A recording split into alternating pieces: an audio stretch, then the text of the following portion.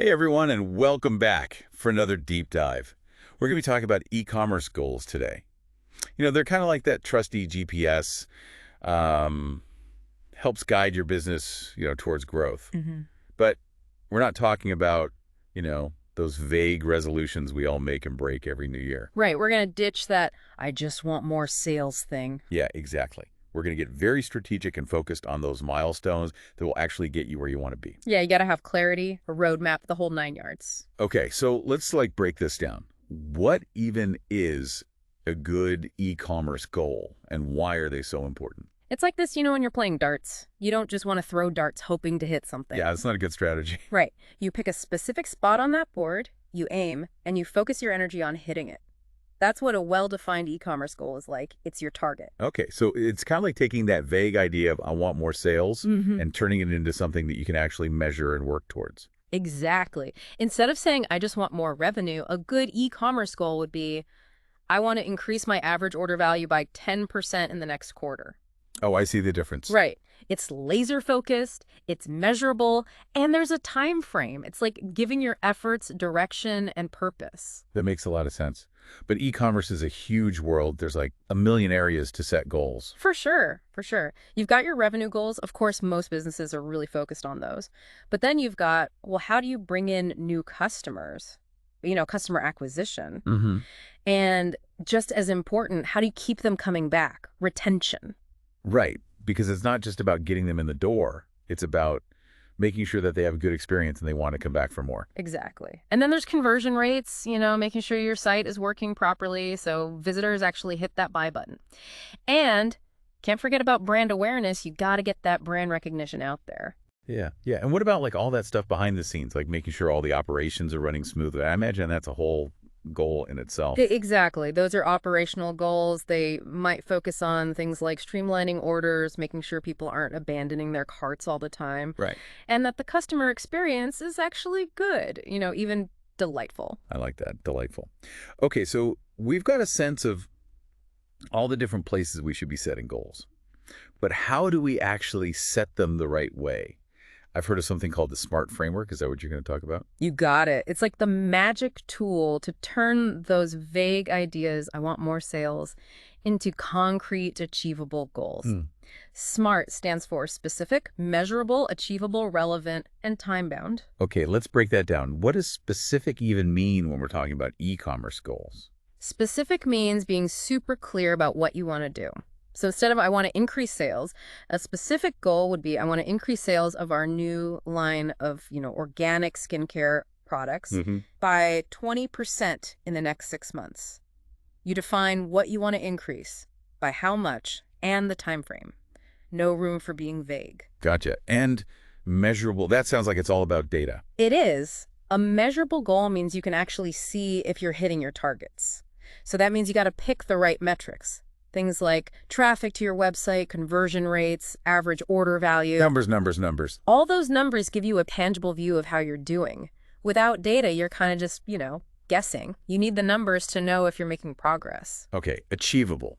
So we've got to dream big, but not so big that it's impossible. Right. You got to find that balance where you're challenging yourself, but it's still realistic. So it's like, I want to be a unicorn overnight. Is not an achievable goal. That's a great analogy. So then you've got relevance. This means making sure your goals actually match up with your business strategy and the heart of your brand. Yeah, so don't chase something just because it's trendy if it doesn't really fit your business model. Exactly. And then last but not least, time-bound. Every goal needs a deadline. It helps you prioritize and stay on track. Yeah, deadlines are good. I know I need deadlines to get things done. Without a deadline, it's easy to put things off. A time-bound goal would be something like increase our email list by 15% by the end of the year, clear target, specific date. I'm loving this SMART framework. Yeah. Okay, so we've got our goals, but how do we know if we're on track? How do we measure if we're actually making progress? Okay, so think of your e-commerce business like a body. Okay. You need to check its vital signs to see if it's healthy, right? Yeah. That's where key performance indicators or KPIs come in. They're like those checkups that tell you how things are running. So KPIs are the numbers we need to watch to make sure our business is healthy. Exactly. And in e-commerce, there are some KPIs you really got to keep an eye on. They're like the compass and speedometer, guiding you on this business journey. All right, give me the rundown. What are the must-track KPIs every e-commerce owner should know? Well, first off, sales revenue, that's like the heart of your business. You got to track how much money's coming in, how it changes over time, and what's causing those changes. So if your goal is to increase revenue every month, you got to track it to see if you're actually hitting that goal. Exactly. Then you got conversion rates. This tells you how good your website is at turning visitors into buyers. If people are coming but not buying something might be up with your site, maybe the descriptions aren't clear or the checkout process is too complicated. Yeah, like if you have a leaky funnel, you're losing customers along the way. That's a good way to put it. Now let's talk about average order value, or AOV. This tells you how much people are spending on average every time they place an order. So it's not just how many sales, but the quality of those sales. Exactly. And if that number is lower than you like, well, maybe you need to think about things like bundling products or free shipping to encourage people to spend a little more. Okay, I like that. Smart. And what about customer retention? How do we measure that and why is it so important? So your customer retention rate tells you how many of your customers come back to buy again. It's huge because it usually costs way more to get a new customer than to keep an old one. So if your retention rate is low, that's a red flag. It could mean you need to work on customer service or create a loyalty program, something to keep them coming back. You want those loyal fans that think of you first when they need something. Got it. So we've got our SMART goals, our KPIs are in check, but how do we make sure all this actually helps us grow our business? How do we connect our goals and our actions? That's where the real magic happens. We got to align your goals with your marketing strategies. Make sure everything you're doing in terms of marketing is working together to achieve those big goals. So it's about being intentional, not just doing random marketing stuff, right? Every campaign, every email, every post should have a purpose and be helping you reach your goal. I'm assuming the approach is different depending on the goal. So let's say the focus is just brand awareness.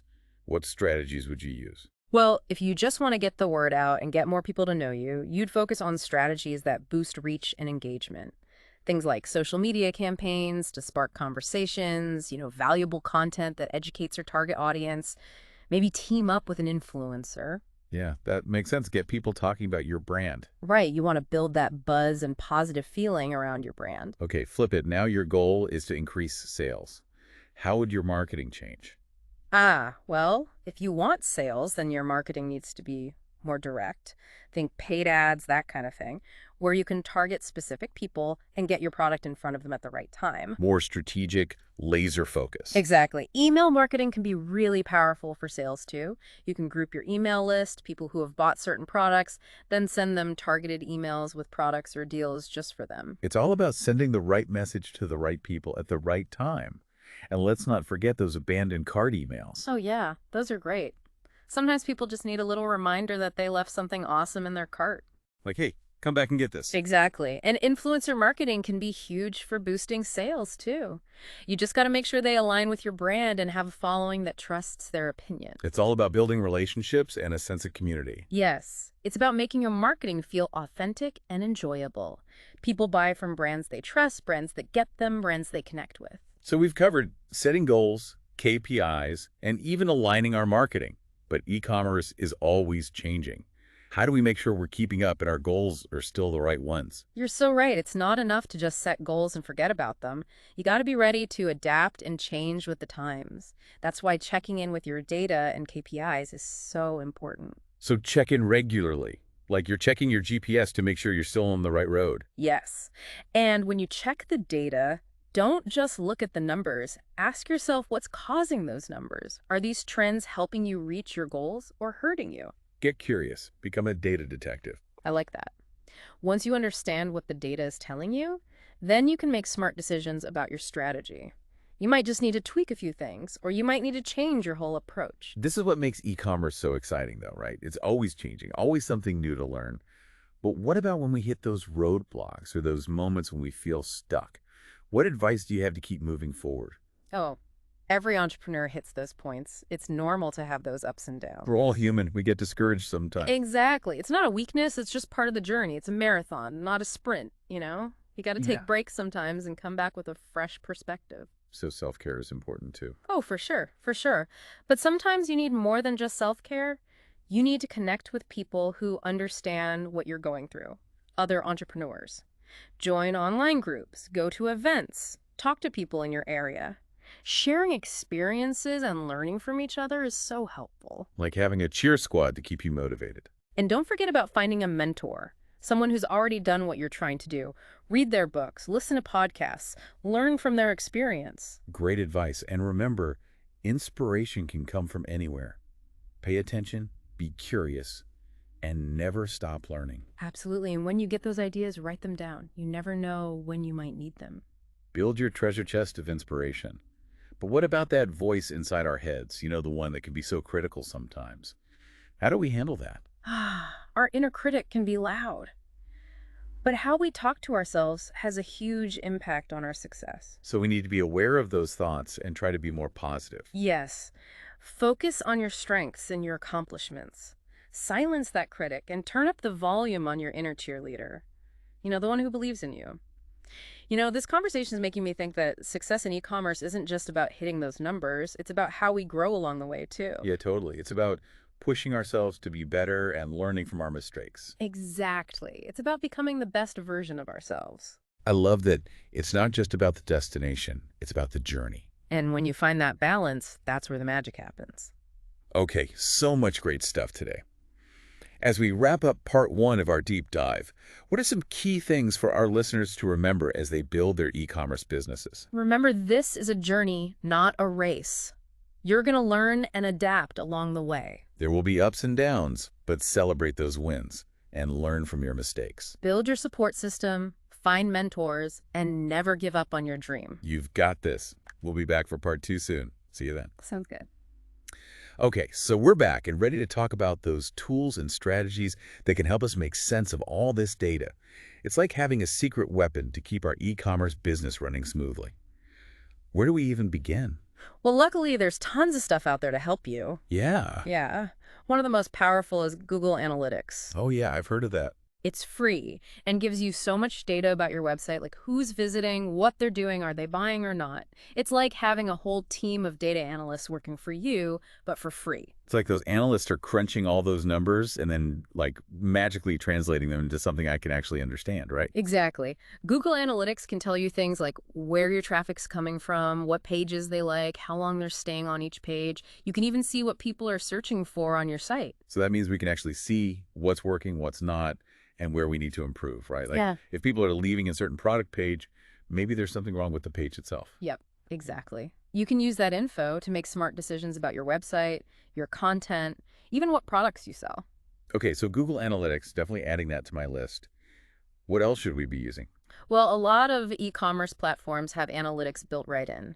So if you're using Shopify, for example, they have a really great analytics dashboard that gives you a whole picture of how things are going. Oh, I like that. Yeah. It's like having all the important numbers right there in one place makes it easy to keep track of your progress. Convenience. Right.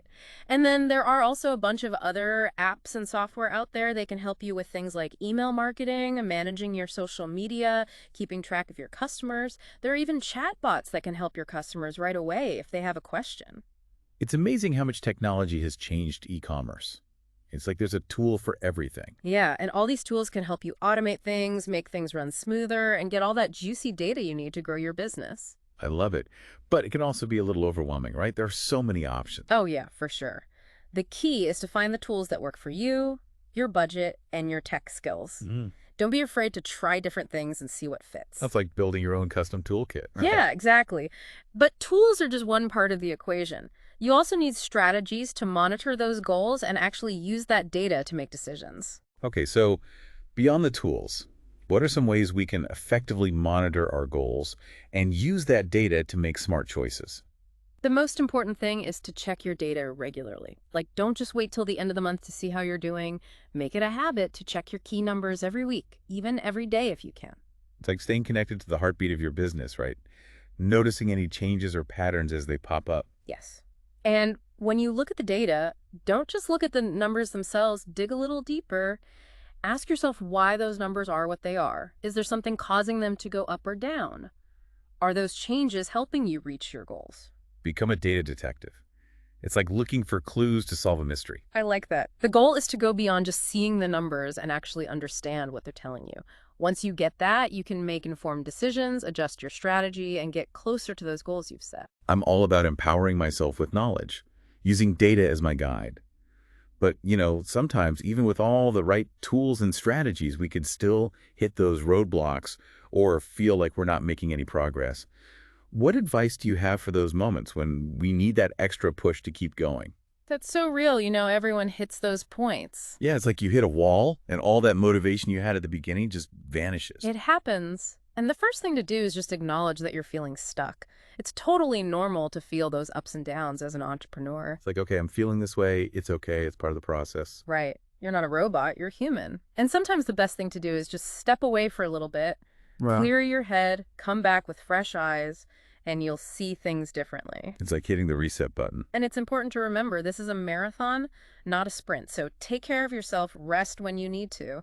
But sometimes you also need a little boost from the outside. Yeah, like, Find your people.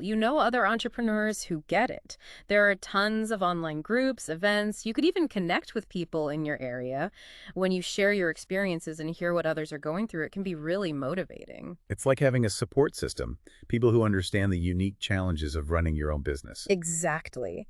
And sometimes just hearing someone else's story, their struggles and their successes can give you that little push you need. It's a good reminder that we're not alone in this. And don't forget about mentors. Find someone who's already achieved what you're working towards. Learn from their experience, get their advice. You can find mentors through programs online, even just by reaching out to people you admire. So many good tips. And remember, inspiration is everywhere. Stay curious, pay attention to what other brands are doing, what's working for them.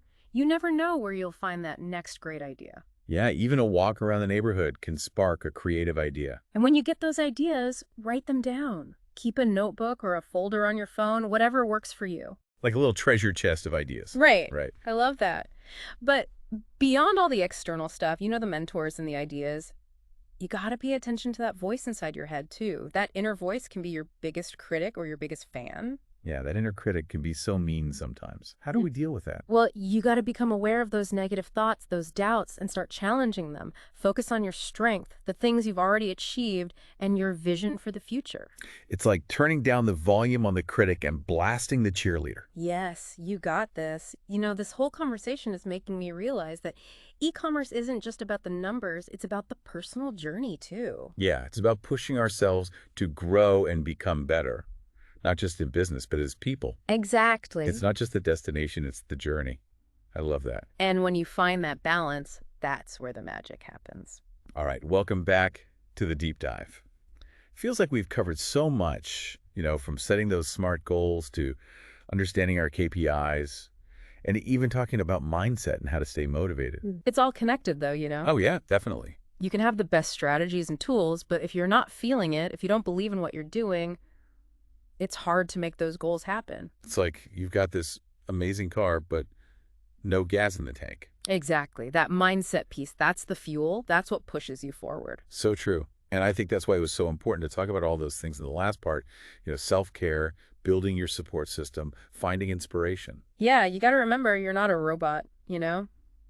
We all have good days and bad days, times when we're feeling super motivated and times when we just want to give up. We're human. We have emotions. Exactly. And pretending those feelings don't exist, well, that's not going to help you in the long run. You got to acknowledge them, Take care of yourself. So it's like bring your whole self to the table, not just the business side. Right. Because at the end of the day, we're all complex people. We have lives and experiences that shape how we approach our work.